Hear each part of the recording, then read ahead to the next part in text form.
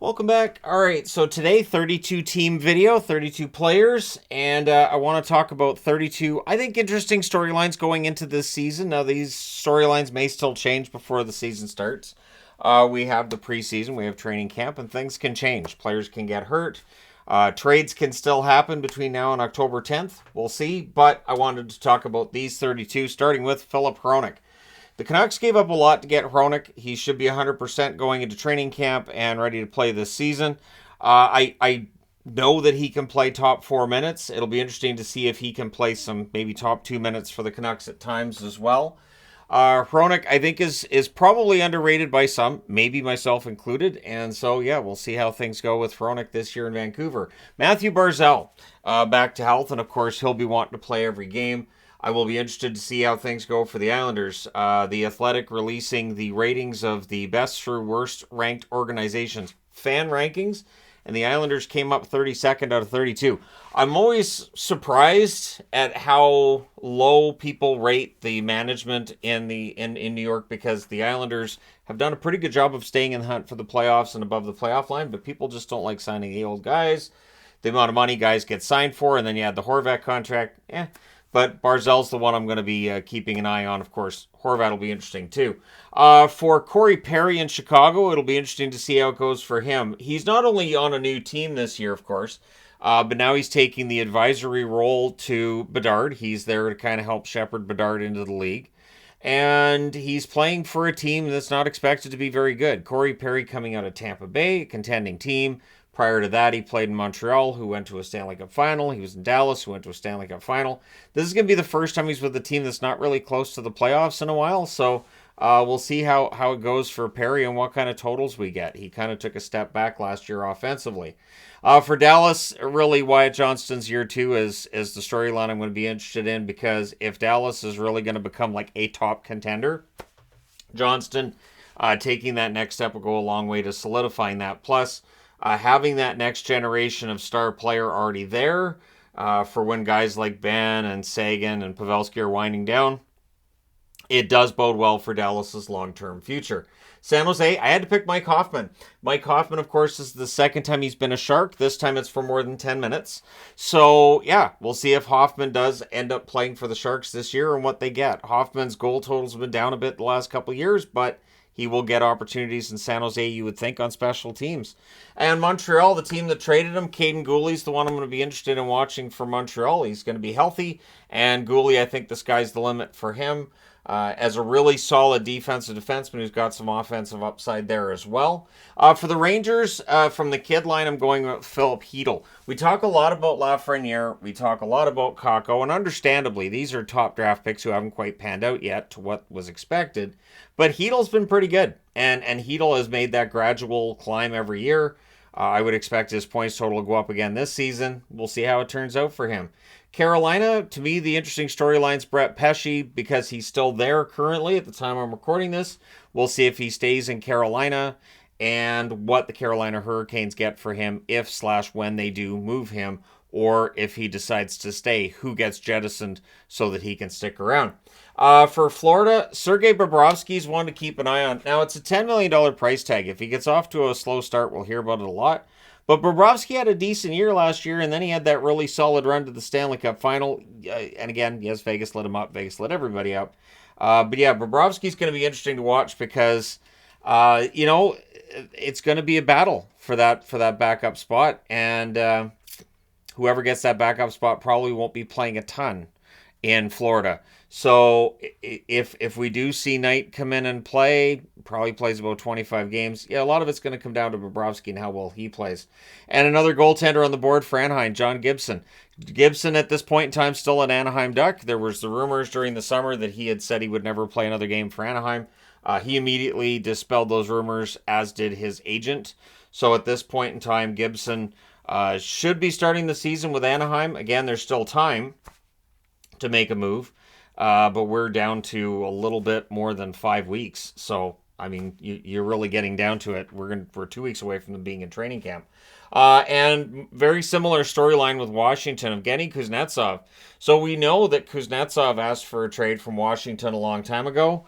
So how well is he going to play this season? I understand not being able to trade that contract because there's term left and it's expensive contract. He's now on the wrong side of 30. So what's going to happen with Kuznetsov? And for Washington to bounce back and get into a playoff spot, he's going to have to play like the Kuznetsov from 5 years ago. For Colorado, I went with Ross Colton. He's on a new team coming out of Tampa Bay. Players, traditionally, it's getting to the point where it is a tradition. They do well, and their points totals normally go up. If Colton scores the way that I think he can, Colorado could have themselves quite the steal here. So that's my pick for Colorado. For New Jersey, I'm going with Timo Meier. He's got his new contract. I will be interested to see between Meier and Toffoli who scores more goals. Meier's being paid to score a lot of goals. He can score 35. He can score 40. But with a New Jersey team that's so lethal, does Meier really need to score 30 or 35 goals for this team to succeed? Probably doesn't. He may very well do it, but he probably doesn't have to.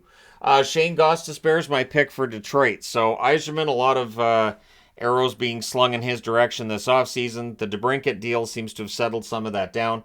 But we'll see if Gostisbehere plays like he did in Arizona or if he plays like he did in Carolina after the trade. Definitely played really well in Arizona after the trade to Carolina. Less of a grand performance, but we'll see what he can do. Gostisbehere can be a very good point man on the power play, and if he's utilized properly, he can be very useful for your team. With Arizona, I'm going with the defenseman going to Arizona, Matt Dumba. Matt Dumba coming off of, I would say, the worst season he's had in the NHL last year with Minnesota. It definitely seems like he needed a change of scenery, and now he has to prove himself in Arizona. The good news for him is Arizona, pretty much the home of players who rejuvenate their careers and make those grand comebacks. So maybe Dumba's the next success story for Arizona. For Toronto, I'm going with Max Domi, another new team. I've talked about Tyler Toffoli. I'll throw in Domi here. And I've talked about this before too, but with Domi, do you get a player who scores really well like he did in Chicago and looks good? Do you get the player who in Dallas had ups and downs? Or do you get the player from prior to that who was bouncing around the league a little bit and just, really needed to plant his feet? And so if he plants them in Toronto, it would make some sense. Ty Domi played for Toronto for quite some time. And so maybe Max will follow in his dad's footsteps there. But I'll be interested to see how he does. Max Domi has talent. He also has a temper. And he does take penalties. So there's good, there's bad there. Rasmus Dahlin's my pick for Buffalo. And it's the only one where I've got a trophy with a question mark next to it. The Norris. Dahlin got off to a great start last season. If he had maintained that all season, probably gives Erik Karlsson a run for his money. Probably would have had 100-plus points as well. Dahlin has that ability. He is a fantastic all-around defenseman. Is this the year where he takes that next step and becomes a Norris favorite? And if Buffalo makes the playoffs, does that help his standing?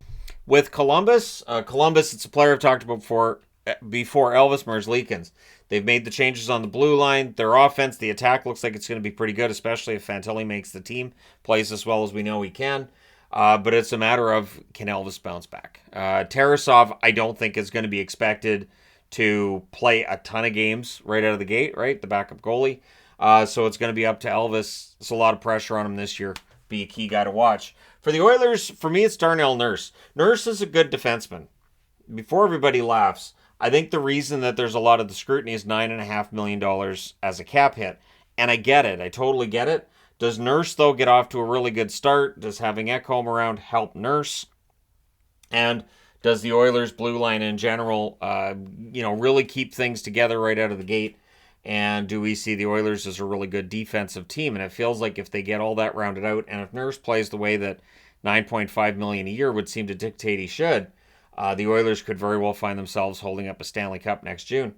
For Boston, for me, it's Pavel Zacha. If he's going to be the first-line center, and he could very well be the first-line center, is he a first-line center?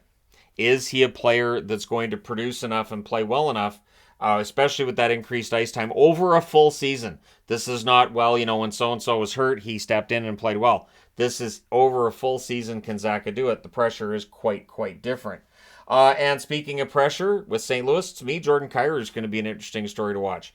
A lot of Blues fans that loved Kyrou 2 years ago love him less now, based on last season. I'm not jumping off any bandwagons at this point. I still think Kyrou is good. Yes, he had a bad year. A lot of players do early in their careers.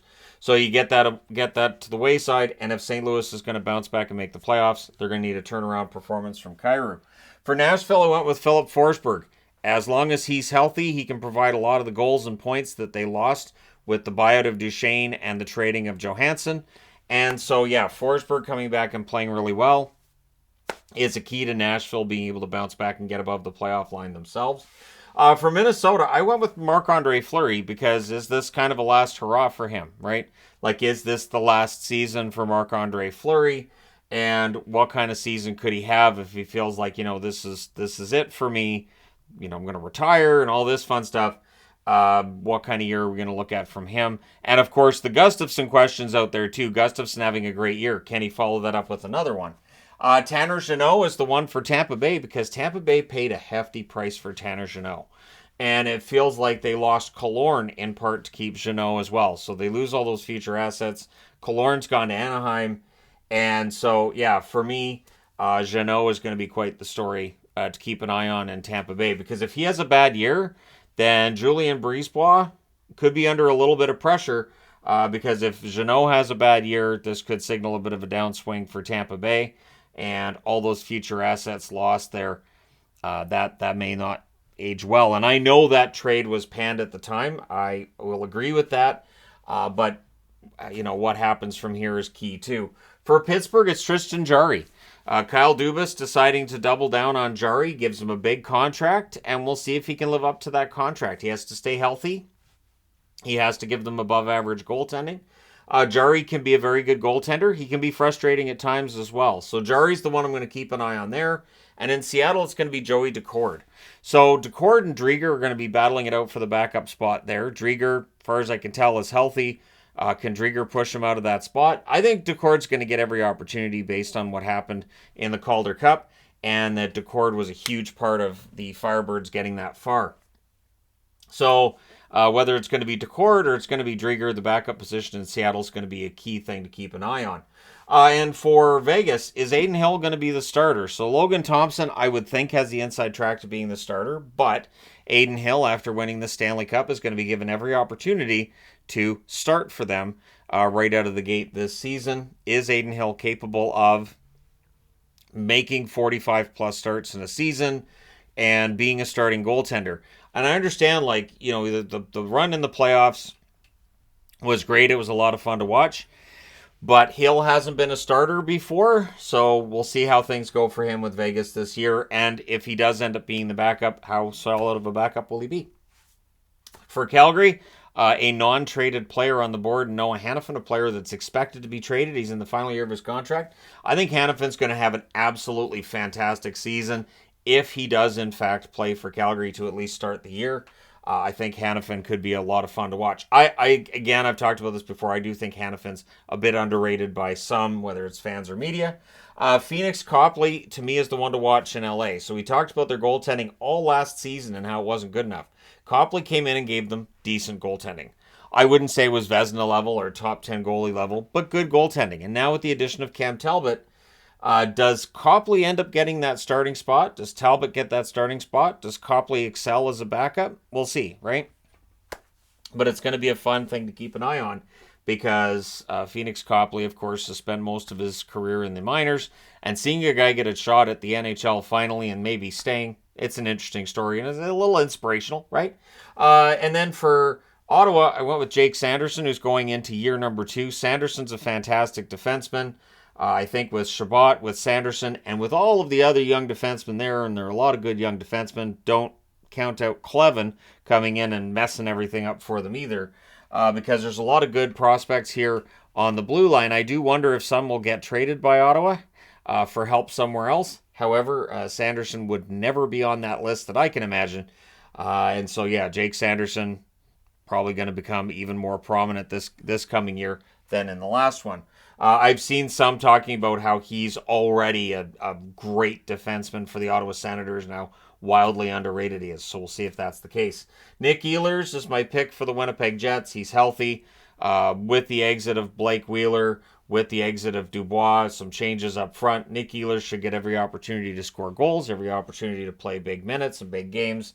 And I love Ehlers, his competitive streak. He just has to make sure he stays healthy. And finally, for Philadelphia, Sean Couturier.